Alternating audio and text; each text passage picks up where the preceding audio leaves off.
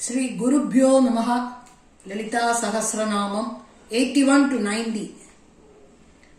परा प्रत्यक्षिदीरूपा पश्यन्ति परदेवता, मध्यमा वैकरीरूपा भक्तमानसहंसिका, कामेश्वर प्राणनाटी कृतज्ञा कामपूजिता, शृंगाररस संपूर्ण जया जालंधर स्थिता, ओड्यानपीठ निलया बिन्दुमण्डलवासिनी, रघोयागक्रमाराध्य रहस्तर्पणतर्पिता, सद्यप्रसादिनी विश्वसाक्षिणी साक्षिवर्जिता, षडङ्गदेवतायुक्ता षड्गुण्यपरिपूरिता, नित्यक्लिन्ना निरुपमा निर्वाणसुखदायिनी,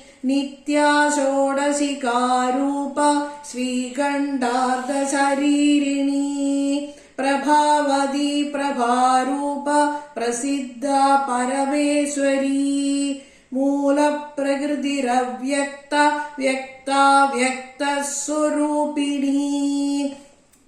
व्यापिनी विविधाकारा विद्या विद्यास्वरूपिणी, महाकामेशनयना कुमुदाह्लाद कौमुदी, भक्तहार्द्रतमोभेद भानुमद्भानुसन्ततिः, शिवदूति शिवाराध्या शिवमूर्ति शिवङ्करी, शिवप्रिया शिवपरा शिष्टेष्टा शिष्टपूजिता, अप्रमेया स्वप्रकाश मनोवाचामगोचरा, चिच्चक्तिश्चेदनारूपा जडशक्तिर्जडात्मिका, गायत्री व्याकृति सन्ध्या द्विजवृन्दनिषेविता।